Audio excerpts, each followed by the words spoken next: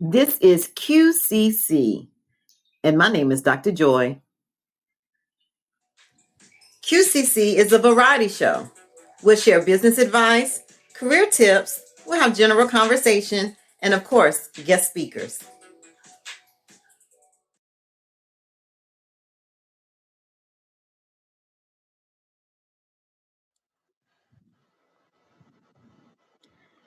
Hello, everyone. This is QCC, and my name is Dr. Joy. Today, we have a very special guest, Mr. Charles Crouch. Charles, I'll let you go ahead and introduce yourself. Good morning, Joy. Dr. Joy, excuse me. My name is Charles Crouch. I am first and foremost a father of a beautiful 8-year-old boy, Jordan. Charles, but we call him Jordan. I am an author. I have written 5 books. I'm also a filmmaker, more specifically a documentarian, and I'm also a mental health advocate for Black men. So that's been kind of my purpose in life for the last few years, to be a mental health advocate for Black men. I am also a musician, and I am a budding chef. Okay. So welcome. I wanted to, since you mentioned the mental health, the focus of this video today, we'll talk about mental health and how it's the relation in the Black community, specifically a Black male. I know that you have a documentary out currently. Can you just give us a brief summary of the documentary? Sure. So my business partner Corbin and I, in 2017, we had a situation. Well, I had a situation at my son's his first day of kindergarten, and to make a very long story a little shorter, I documented his first day of kindergarten. It turned into this very beautiful story. Um, and I told a story about it on a Facebook, and the video went viral, actually. So my buddy Courtney hits me up and says, "Yo, man, this is a very beautiful story. We need more stories like this. Let's start a video company." And I was like, "What?" And he said, "Let's start a video company." I said, "Cool." So we started a video company. We bought cameras. We learned video, watched YouTubes, watched documentaries, et cetera, et cetera. So the original premise of the video company or the visual media company was to just document inspiring stories for Black people, uh, uh, entrepreneurs. You know, remember I reached out to you and said, "I want you on the show." So during that time, I was actually in the process of writing a book about my struggles with mental health and the mental health of Black men in general. And I said, well, I got these cameras now. Why not do a documentary? And so, excuse me, reached out to Corb and I said, "Hey man, let's do a documentary." He said, "What?" I said, "Yeah, let's do a documentary on Black men and depression." And he said, "Well, we don't have any experience." I said, "Well, we got to start somewhere." And here it is, 2.5 years later. We've won a few awards. Congratulations. Thank you. We've entered in some film festivals. We're going out and doing screenings. We're going to universities, and we've kind of become these mental health ambassadors for Black men. And I think the reason why it struck a chord is because it's kind of a taboo subject in the Black community, and we decided to tackle it. And through faith in God, I mean, we got it done. Okay, so a few things. The name of your company is, so the viewers can know the name and do some research and look you up. Mm-hmm. The name is? It's 4C Visuals Group. And I will put a link at the end of this video for anyone who's interested in seeing their Instagram and their Facebook page. Sure. So thank you for that. Now, when you're saying taboo, I will share that sometimes in the Black community, it's hard for people to express their feelings and to get it out, because sometimes we were told growing up, keep your feelings inside. Your business is your business. Don't go outside of the four walls in the home and everything. So that's kind of what you're stating when you're Right. saying taboo, correct? Well, that too, it's layered though, Dr. Joy.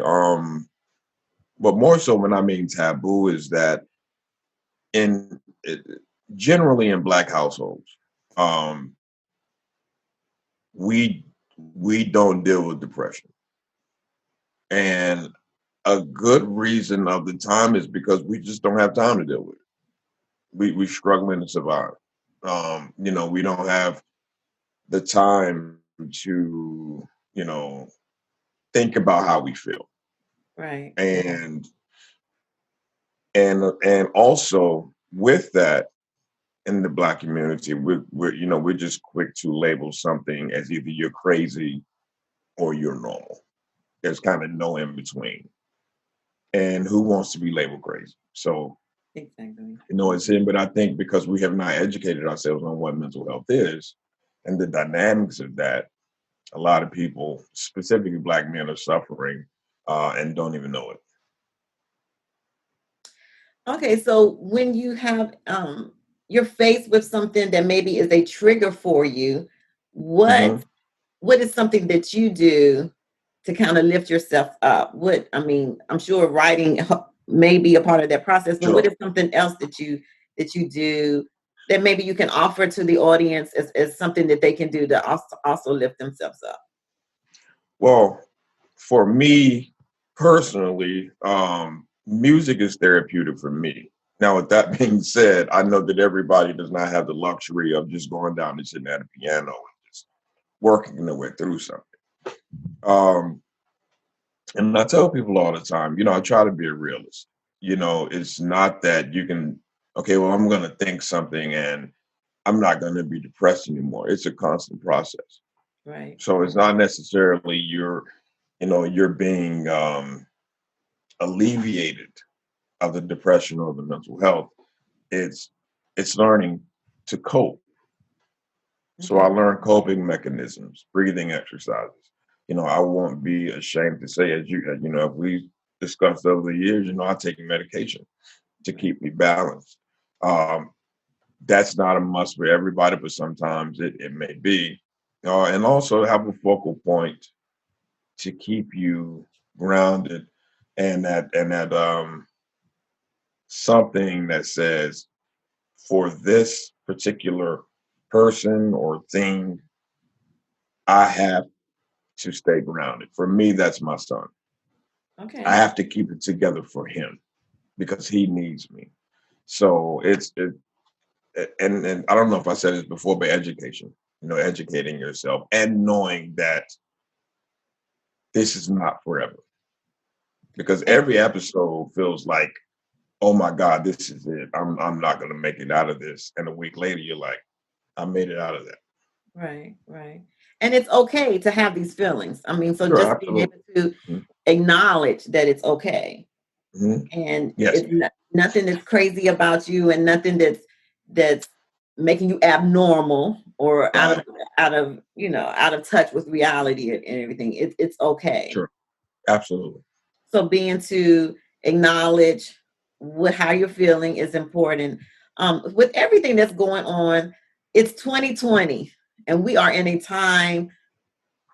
It seems like sometimes we're going backwards, but we are in a time that's very challenging for Black Yes. people in general, but more specifically Black men. So Mhm. when you're watching the TV and the news, and you're seeing um, deaths Yeah. and misjustice, injustice, how are you feeling? And is that a trigger? And then how do you cope with that? Yeah, it's most definitely a trigger. I say a lot of times, I think the majority of Black men in America deal with they deal with I think some element of PTSD, and we don't realize it, but we're so used to being judged, we're so used to, having prejudice against us. We're so used to, even little things like having the code switch at work. Where you have to go 8 hours and can't be yourself, and we have to exercise all this restraint when we know these injustices have been done or we're being looked over for things. Um, it can get rough. I know for me, I have to unplug Okay. sometimes, because I'm an avid news watcher. And that stuff can really, begin to singe your psyche. And so I have to unplug. But yeah, it's hard because, for example, when I watched the George Floyd lynching um, on television, I mean, I was almost in tears because you saw that man die right before your eyes. Like seriously, I literally had to just go ride my bike and try to clear my head. So it's hard because that could be you At any given time. at any time. Um, Yes. and I did cry. I mean, Yeah. it was, yeah. Yeah. Um, so we're both in North Carolina for those who don't know. And Right. so, I mean, as he stated, there is at any given time you can be pulled over. You can be, and so Mhm. it's just that fear. No, not all cops are that way, but there are some who may have a different mindset or maybe a different upbringing and everything. So, I talked to my son about what to do and what not to do in the presence. And I feel that that's an unfortunate conversation that I have to Right. have with my son, but it is a needed conversation. Don't you agree? Absolutely. Yeah, it's a conversation you don't want to have, but you do. And I think what a lot of people don't understand is I don't think other cultures have to have that conversation. Non-black or brown cultures have to Right. have that conversation. And it's things like that. That's privilege. Exactly. I specifically remember I was in there watching the news, like right in the middle of the protest, and it was a big fire on TV. And Jordan came in while I was watching the news, and he said, "Daddy, why is that police car on fire?" I said, "Well, he's 8." So I tried to break it down to him. I said, "Well, somebody was upset because of something that a cop did." And in Jordan's mind, cops are very good people. So he said, "Well, why were they mad?" I said, "Well, a cop did something very, very bad to a person. And if you know my son, he kept digging. Well, what did he do?" And Right. I said, "Well, he killed somebody." He said, "Well, why?" And he just kept digging. And finally, once he kind of peeled all of these layers back, he said, "Well, where's the person that did something bad to?" And I said, "Well, they're dead." And his whole demeanor just changed. Wow. And it's a sad state of affairs. But like you said, it's something that is with the black son. You have to have that conversation. And Exactly. he's 8, but you're kind of prepping him now. Do you think that we'll ever be in a environment or in a culture where we don't have to have those conversations? I mean, you're starting young. My son is 25 and I've been having a Right. conversation for years. I mean, I feel like there's something wrong when this becomes the norm, that we have Right. to do this. I feel that, I don't know. I'm at a loss. I'm at a loss. I You don't.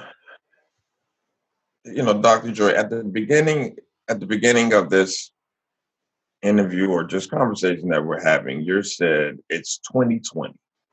Right.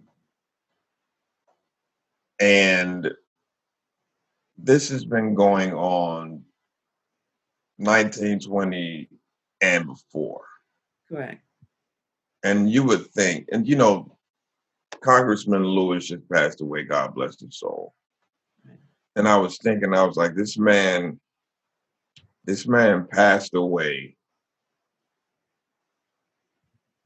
and we're still dealing with the same issues. I mean, and that really broke my heart that he died right in the middle of one of the biggest racial reckonings in history. So to answer your question, um, I, I mean, to be completely honest, I think things are starting to get a little better. Um, like my mom says, and hopefully this will make sense. But a miracle is instant, but a healing is a process. And I Wow. think it's a very slow racial healing that's happening. But when you have one side that's not willing to take direct or indirect responsibility for what has happened Right. to an entire race of people, it's gonna be a long road. It is. It is. Um, okay, so let's move forward a little bit. Yes. Um, you stated that you have 5 books just for Yes. the audience. Do you want to just share the names of the books? And again, I can give the links at the end of the video. Yeah. So this is my latest book. I don't know if you can see it. It's called The Cape of Holes. How to be a Uh, superhero daddy. yes, How to Be a Superhero Dad. So the cover is a little deceptive because a lot of people think it's a children's book. And it's not. What I wanted to do is kind of have like a superhero cartoon theme to it, but it's actually a book for men. Surprisingly, though, a big consumer of the book is actually women, because I kind of talk about what we as Black fathers have to deal with, but I also talk about my um, 5 methods of being a superhero dad. Raising your son through hurt, basically. Okay. So talk about that. And geez, let me see. This is my first book, Hate My Face: The Struggle Between Young Black Men in Love. That book also has 5. I guess 5 is my magic number, but that book, 5. yes, that book also has. Um, it talks about 5 issues that I think that young Black men struggle with. Uh, and both of those books are very personal to me. I'm very transparent in those books. And I've got 2 books of poetry. One is Musings, Love, and What's Not. And I think y'all should get that one. There's a special poem in that one, but go ahead. and also another book of poetry called And Then I Woke Up. Um, Poems, Thoughts, Confessions, and Ramblings. It's been so long since I wrote it, I forgot the title. So, but I think the book I'm most proud of is definitely A Cape of Holes, because once you become a father, it really changes your mindset. It really changes your mindset, and you look at the world through a whole different lens. So I think that would definitely be my most mature book, because when you're a parent, you just look at things differently. And I want to say, just as a side note, you are a wonderful father. I've watched Oh, you thank you. be with Jordan from day one up until now. You have always been there, and you are a true example of what I think fatherhood should be for any Oh, thank child, you. not just a male, but just any child. You're there, you're comforting, you talk, you listen. I Mhm. mean, so I appreciate that about you. Thank you. Thank you so much, Dr. Joy. You're welcome. And so, for those who may not know, Charles and I go way back. I mean, Yes. close to what, 18 years now? Yes. Yes. And we do have a history. We've both been married and divorced. And I mean, so his books talk about his life during those Hmm. times and before and beyond, and mine also. And we both have a love for music, so we have that common. Right. So um I appreciate you taking the time out to share with the audience, to give some Mhm. perspective, to give some advice. Hopefully, Right. those who are listening and watching the video can take some nuggets and put into their Sure. life, coping mechanisms and ways to deal, and just understand that it's okay whatever it is that you're going through, it's okay. And know that there are people that you can talk to, know that there is help out there. I've stated on previous shows that I am here if you ever need to talk to me. I've actually had people reach out to me. I leave my phone number and my email. If you don't want to Yes. talk, you just want to write it out and you just want to be able to vent, I am a person who will be there, that listening ear for you. I think these times we all need somebody, Yeah, and we do. it's important to have